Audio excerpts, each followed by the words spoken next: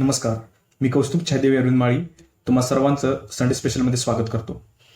Sunday special म्हणजे नेमकं काय, तर संडे स्पेशलमध्ये आपण गेल्या आठवड्याभरात जो काही टॉपिक ट्रेंडिंगमध्ये होता त्या टॉपिकचं सविस्तर असं विश्लेषण पाहणार आहोत. गेल्या आठवड्यामध्ये आपल्याला माहिती आहे की ईशान्य भारत म्हणजे नॉर्थ ईस्टर्नचा जो काही प्रदेश आहे तो कंटिन्युअसली चर्चेत होता आणि पॉझिटिव्ह आणि निगेटिव्ह अशा दोन्ही तऱ्हेने तो चर्चेत होता. पण सध्या सगळं पॉझिटिव्ह वर्डची चलते असल्यामुळे पहिल्यांदा का पॉझिटिव्हरित्या तो चर्चेत होता हे मी सांगेन. तर आपल्याला माहिती आहे की टोकियोमध्ये जे काही ऑलिम्पिक सुरू आहे त्यामध्ये मणिपूरच्या मीराबाई चानू यांनी सिल्वर मेडल जिंकलेलं आहे. त्याबद्दल पहिल्यांदा त्यांचं अभिनंदन. पण जेव्हा हे सगळं होत होतं, एका बाजूला आनंद होता, त्याच वेळेस दुसरीकडे मात्र नॉर्थ ईस्टमध्येच खूप अशी दुर्दैवी घटना घडलेली आहे आणि ती निगेटिव्ह माहिती म्हणजे आसाम आणि मिझोराम या नॉर्थ ईस्टमधल्या दोन प्रमुख राज्यांमध्ये सीमा संघर्ष झालेला आहे आणि या सीमा संघर्षामध्ये 6 पोलीस आसामचे ठार झालेले आहेत आणि जवळजवळ 50 पोलीस जखमी झालेले आहेत. त्यामुळं हा जो काही विषय आहे हा खूप दुर्दैवी विषय आहे, कारण आपल्या भारतासारख्या एखाद्या वैविध्यतापूर्ण देशामध्ये जेव्हा दोन राज्यांमध्ये अशा प्रकारचा वाद होतो तर कुठेतरी आपल्याला विचार करण्याची वेळ आलेली आहे की नेमके काय पाऊल टाकता येतील की अशा प्रकारच्या घटना रोखता येतील. तर हा मुद्दा चर्चेत नेमका कसा होता आणि याचं महाराष्ट्राशी काय कनेक्शन हे मी पहिल्यांदा आपल्याला सांगणार आहे. तर आत्ताच आपण पाहिलं की 6 पोलीस मृत्युमुखी पडलेले आहेत, 50 जखमी झालेले आहेत आणि यातलेच एक जे काही कचरचे पोलीस अधीक्षक आहेत वैभव निंबाळकर, तर ते आपल्या बारामतीचे आहेत आणि त्यांना सुद्धा गोळी लागलेली आहे आणि ते जखमी झालेले आहेत. तर मग आपण आजचा जो काही संडे स्पेशल आहे त्यामध्ये सविस्तररित्या या संघर्षाचा इतिहास काय आहे, या संघर्षाचा भूगोल काय आहे, या संघर्षाचा वर्तमान काय आहे आणि भविष्य काय असेल याबद्दल आपण आज चर्चा करणार आहोत. तर सर्वप्रथम एक गोष्ट लक्षात घ्यायला पाहिजे की नॉर्थ ईस्ट हा जो काही एरिया आहे तर तो भारतामध्ये म्हणजे त्याची जी विलिनीकरणाची प्रक्रिया आहे तर ती ब्रिटिशांच्या काळापासून झालेली आहे आणि त्यामुळं सगळ्यात पहिल्यांदा हा जर विषय समजून घ्यायचा असेल तर आपल्याला इतिहासापासून सुरुवात करावी लागेल. म्हणजे काय, तर आपल्याला माहिती आहे की जेव्हा ब्रिटिशांचं भारतावरती राज्य होतं म्हणजे अगदी 1947 पर्यंत, तर आसाम हे जे काही राज्य आहे तर आसाम म्हणजे आता आपण जे पाहतो मणिपूर, मिझोराम अशा प्रकारची काही 7 सिस्टर स्टेट्स आहेत तर ती कोणतीच राज्य त्यावेळेस अस्तित्वात नव्हती. फक्त आसाम हे एक राज्य होतं आणि त्यामध्ये मणिपूर आणि दुसरे खासी ही दोन जे राज्य प्रिन्सिपॅलिटी होत्या आणि आसाम हा अखंड जो भूभाग आजचा नॉर्थ ईस्ट आहे तो अखंड आसाम म्हणून गणला जात होता. तर मग यामध्ये मिझोराम नेमका कुठे या चित्रामध्ये बसतो, तर 1895, 1898 आणि 1947 या 3 फेजमध्ये आपण पाहणार आहोत. 1895 मध्ये काय झालं, तर मिझो हिल्स म्हणजे मिझोरामला आपल्याला सगळ्याला माहिती आहे की मिझोरामला सध्या भारतामध्ये काय म्हणतात तर स्टेट ऑफ ब्लू माउंटन्स, कारण तिथं जे आहे ते माउंटन्स खूप आहेत. मग 1895 मध्ये काय झालं, तर ब्रिटिशांनी एक घोषणा केली आणि त्या घोषणेद्वारे त्यांनी मिझो हिल्सना भारताचा पार्ट म्हणून डिक्लेअर केलं. मग 1898 मध्ये काय झालं, तर 1898 मध्ये मिझो हिल्स मध्ये जे काही नदन आणि सदन म्हणजे उत्तर आणि दक्षिण हिल्स आहेत तर त्यांना एकत्र करून लुशा हिल्स असं ब्रिटिशांनी नाव दिलं. आणि 1947 मध्ये काय झालं, तर 1947 मध्ये भारत जेव्हा स्वतंत्र झाला तर त्यानंतर भारतामध्ये मिझोराम लुशा हिल्स म्हणून सामील झाला आणि 1952 मध्ये भारत सरकारनं काय केलं, तर लुशा हिल्सला स्वायत्त जिल्हा परिषदेचा दर्जा दिला म्हणजे ऑटोनॉमस डिस्ट्रिक्टचा. आणि 1972 मध्ये मिझोरामला केंद्रशासित प्रदेश बनवला गेलं आणि 1987 ला 53व्या घटना दुरुस्तीच्या अनुषंगानं एक मिझोरामला स्वतंत्र राज्याचा दर्जा दिला गेला. मग हे पाहिल्यानंतर आपल्या असं लक्षात येईल की हा जो काही मॅप आहे नॉर्थ ईस्टचा तर त्यामध्ये गेल्या 150 वर्षांमध्ये खूप काही स्थित्यंतर झालेले आहेत आणि आपला जो आजचा विषय आहे तो समजून घेण्यासाठी स्थित्यंतर समजून घेणं खूप महत्वाचं आहे.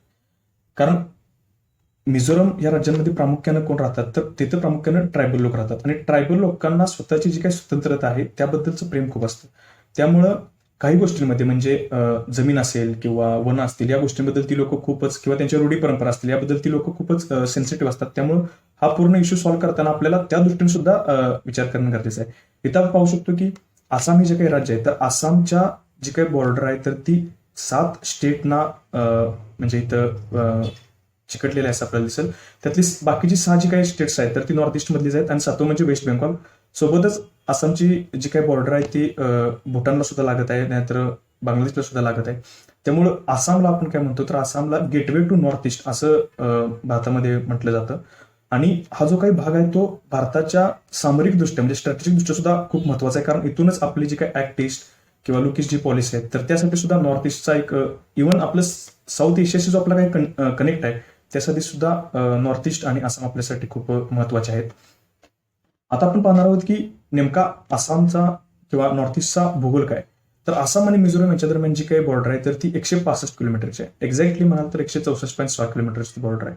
यावरून आपल्याला लक्षात येईल की किती इंटिमेट कॉन्टॅक्ट आहे या दोन स्टेट्समध्ये. आणि ही जी काही बॉर्डर आहे ही दोन्ही राज्यांच्या 3-3 जिल्ह्यांमधून जाते. म्हणजे काय तर ती आसामचं म्हणजे आसाममध्ये जी काही बराक नदी आहे, आसाममध्ये वरच्या बाजूला आहे ती ब्रह्मपुत्रा नदी आणि खाली आहे बराक नदी.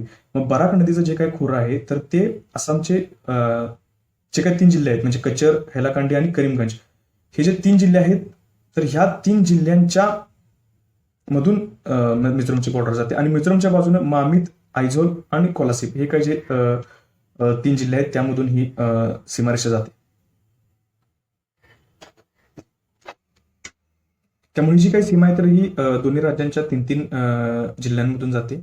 आणि त्यामुळे हा जो प्रश्न आहे तर हा प्रश्न खूप गंभीर आहे, कारण जेव्हा इतक्या मोठ्या प्रमाणात तुमचा एखाद्या राज्याशी संपर्क येत असेल तर त्यावेळेस ती सीमा नेहमी शांत असणं हे खूप गरजेचं आहे. यानंतर सगळ्यात महत्वाची गोष्ट म्हणजे की एक्झॅक्टली कारण काय आहेत या सीमा संघर्षाची. तर आपण मगाशीच पाहिले की ब्रिटिशांपासून या गोष्टीची सुरुवात होते. तर ब्रिटिशांनी जी काय सीमांकन करायची जी काय त्यांची पद्धत होती तर ती एक टॉप डाऊन अप्रोच होती. टॉप डाऊन अप्रोचमध्ये काय की ज्यामध्ये वरून बसलेल्या ज्या हायर ऑथॉरिटीज आहेत त्या ठरवणार की जे काही ग्रासरूटला लोक आहेत त्यांच्यासाठी काय योग्य आहे.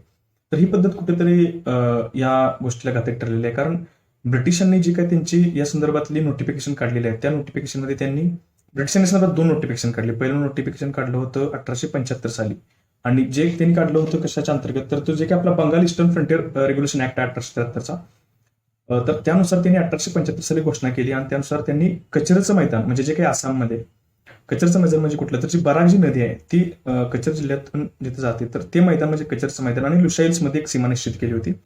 आणि दुसऱ्यांदा 1933 साली सुद्धा त्यांनी नोटिफिकेशनद्वारे मणिपूर आणि मिझोराम मधली सीमा निश्चित केली होती.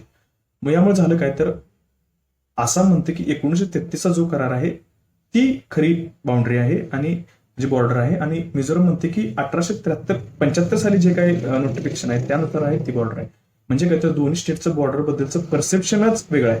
आणि जर परसेप्शन वेगळं असेल म्हणजे एक म्हणतोय की बॉर्डर इथं आहे आणि दुसरा म्हणतोय की बॉर्डर तिथं आहे, तर मग ती बॉर्डर फिक्स कशी ठरवता येईल. आणि त्यामुळेच याच्या परसेप्शन मधला फरक आहे. त्यामुळे सुद्धा एक म्हणजे हे सुद्धा एक मोठं कारण आहे. आणि यात ब्रिटिशांचा रोल मग आपण पाहिलं की ब्रिटिशांनी या सगळ्या गोष्टी ठरवताना मिझो लोकांचं असं म्हणणं आहे की 1875चा जो काही करार झाला होता नोटिफिकेशन होतं त्यामध्ये तुम्ही मिझो सोसायटीची कन्सल्ट केलं होतं, पण 1933च्या करारामध्ये तुम्ही मिझो सोसायटीला कन्सल्ट न केल्यामुळे आम्ही हा करार मानत नाही.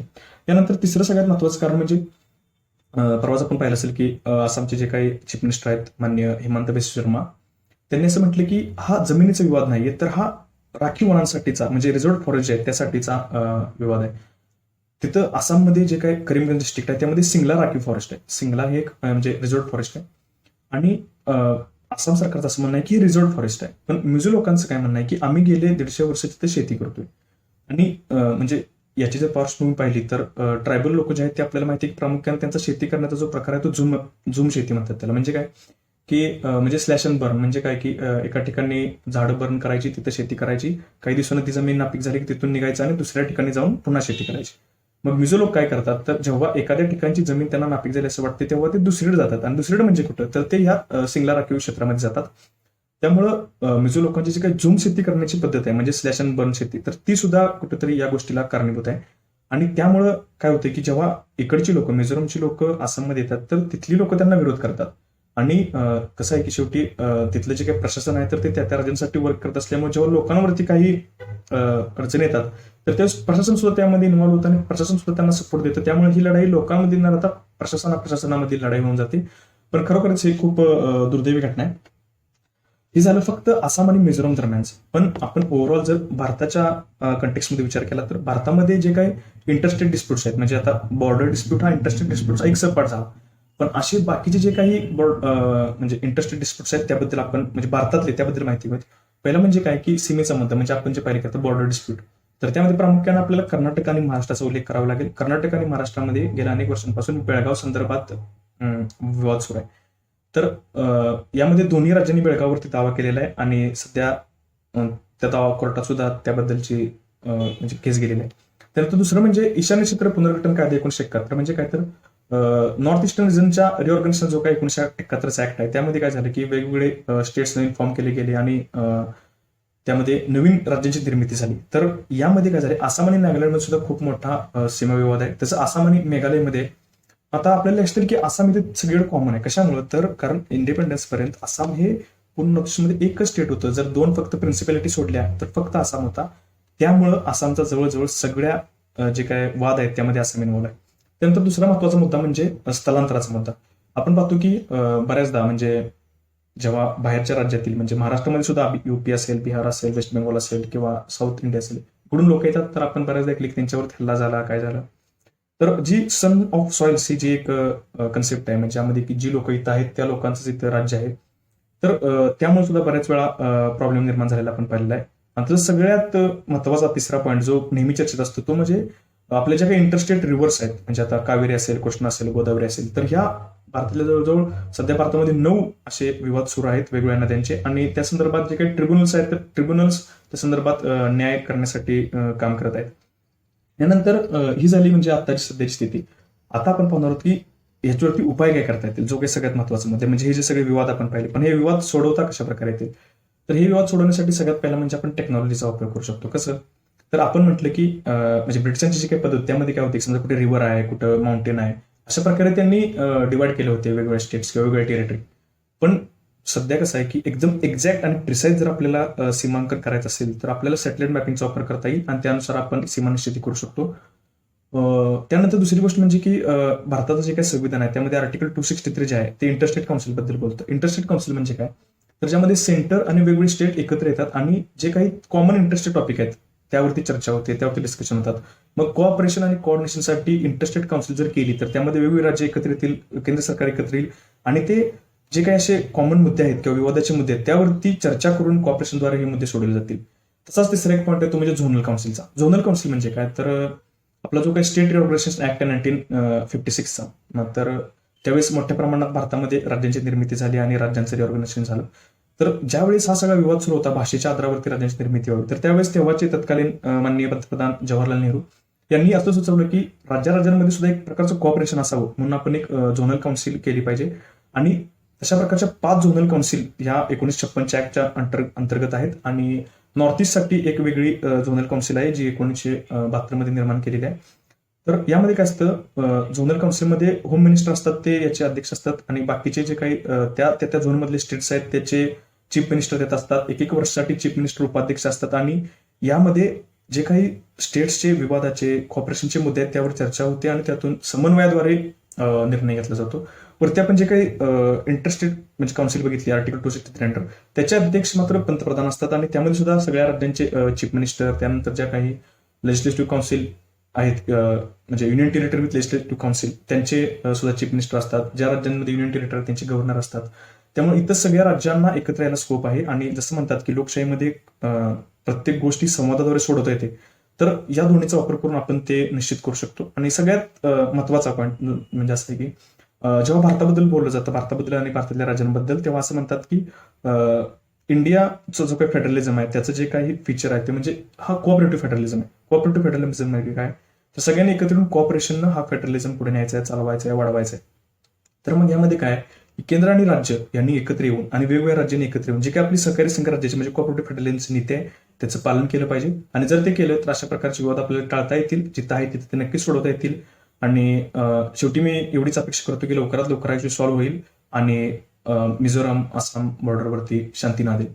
धन्यवाद.